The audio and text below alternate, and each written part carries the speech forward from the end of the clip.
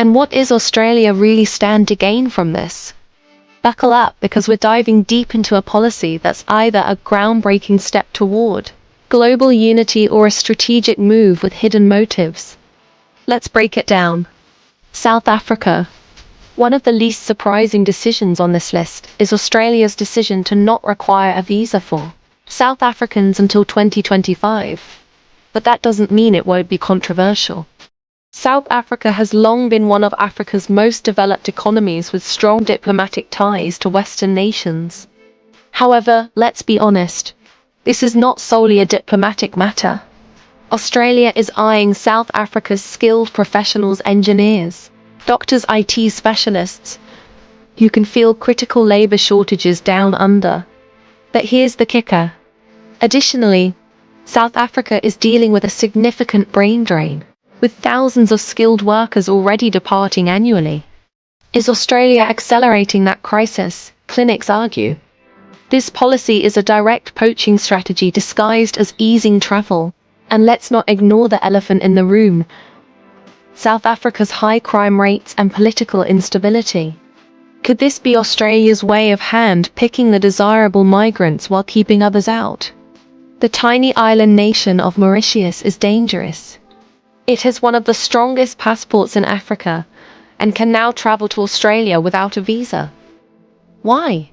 Because Mauritius is a financial hub with a stable economy and a population that's less likely to overstay visas. But let's call it what it is. Australia prefers tourists and business travelers from wealthy nations. The hypocrisy continues when Australia imposes stringent visa requirements on larger African economies like Nigeria and Kenya, making it impossible for middle-class professionals to enter the country. This isn't about fairness. It's about cherry-picking low-risk, high-reward travelers. Seychelles, another island nation. Another visa-free deal. Seychelles is paradise for tourists.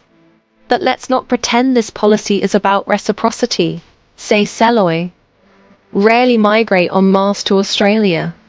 They don't need to. Their economy thrives on tourism. So Australia gains more from their visitors than the other way around. But here's the real question. If Australia truly believes in open travel, why not extend this to poorer African nations? The answer: money. It's always money. Botswana. Botswana is one of Africa's most stable democracies with a high GDP per capita. Australia's logic: low risk of illegal migration. But this policy exposes a brutal truth. Australia trusts wealthy Africans more than struggling ones. Botswana's diamond wealth makes its citizens safe in the eyes of Australian immigration, while others are treated as potential threats. Ghana. Ghana's inclusion is interesting. It's not as rich as Mauritius or Botswana, but it's seen as a model. African democracy. Australia wants Ghanaian professionals, especially in healthcare and education, but won't admit it's a selective recruitment drive. Meanwhile, Ghanaians with fewer qualifications still face visa rejections. Namibia. Australia's decision to grant visa-free travel to Namibians in 2025 is one of the most strategically calculated moves on this list. Namibia is a small nation with a stable democracy, a thriving tourism industry, and a GDP per capita that is relatively high. However, this should not be confused with altruism in comparison to other African nations. Australia isn't doing Namibia any favors. This policy is a business move. Plain and simple. Why Namibia? The unspoken criteria. Namibia checks all the boxes for Australia's low-risk, high-reward immigration strategy with a population of just 2.5 million and one of the lowest population densities in the world. Namibia doesn't pose a threat of mass migration. Unlike countries with larger, more mobile populations, think Nigeria or Ethiopia, Namibia citizens are less likely to overstay visas or seek asylum. But there's more. Namibia's economy is heavily reliant on tourism and mining, two industries that align perfectly with Australia's interests. The Australian government knows that wealthy Namibian tourists and business Travelers will spend money down under, without straining social services. Meanwhile, Namibians looking for work or long-term residency will still face strict scrutiny. This isn't about open borders. It's about cherry-picking who gets in. Here's where things get controversial.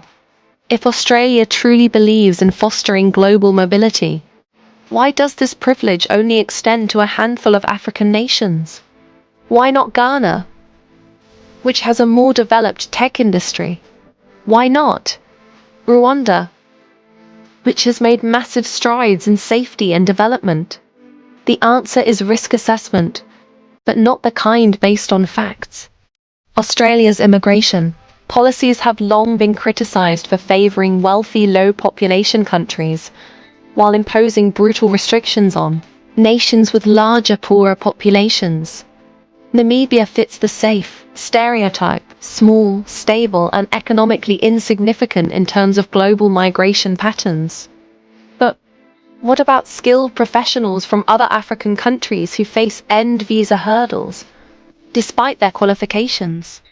The double standard is glaring. Namibia, like many African nations, is already experiencing a brain drain, with professionals leaving for better opportunities abroad.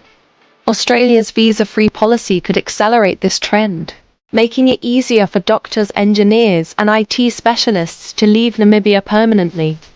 While this benefits Australia, who gets skilled labour without the hassle of sponsorship visas, it hurts Namibia's development. Is this a form of neo-colonial resource extraction instead of minerals?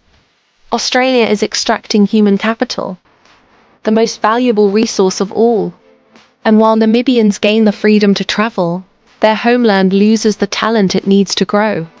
Let's not forget that Namibia is a major tourist destination, famous for its deserts, wildlife, and luxury safaris. By granting visa-free access, Australia is encouraging reciprocal tourism. Wealthy Australians might now consider Namibia as a holiday spot. But again, this isn't about equality. It's a transactional move. We'll let your rich citizens visit easily if you do the same for ours. Meanwhile, travelers from less affluent African nations still face humiliating visa interviews, bank statement demands, and high rejection rates. The message: your freedom to travel depends on your passport's perceived value. Australia's visa waiver for Namibia is a smart economic move for Australia. It's not about fostering global unity or supporting African development. It's about controlling who enters while maximizing economic benefits. List your vacation rentals on Booking.com. Small kingdom with minimal global influence. Therefore, why does Eswatini citizens rarely migrate? So, Australia faces no risk. It's not generosity. It's cold, calculated immigration control. Lesotho, another tiny nation, another low-risk bet for Australia. Lesotho citizens aren't flooding Australian borders, so the government can afford to be generous. However, where is the same amount of energy for the larger African nations? Kenya, finally, a major economy. But wait, Kenya's inclusion comes with whispers of strict background checks. Australia wants tech talent from Nairobi's Silicon Savannah, but they're still wary. The message: will take your best, but the rest can stay home. Tunisia, North Africa's sole representative. Tunisia's proximity to Europe makes it a strategic pick. But again, why not Morocco or Egypt? Politics. Plain and simple.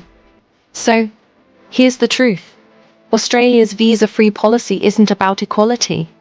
It's about handpicking who they deem worthy based on wealth, stability, and perceived risk. Meanwhile, millions of Africans are still treated like potential criminals at their borders. Is this progress, or just more systemic bias disguised as diplomacy? Drop a comment right now. Is Australia's policy beneficial to the rest of Africa or detrimental? And hey, if you're from one of these 10 countries, will you actually travel to Australia? Or does it seem like this is just a hollow gesture to smash that like button? If you believe visa policies should be fair, and subscribe for more unfiltered takes on global politics.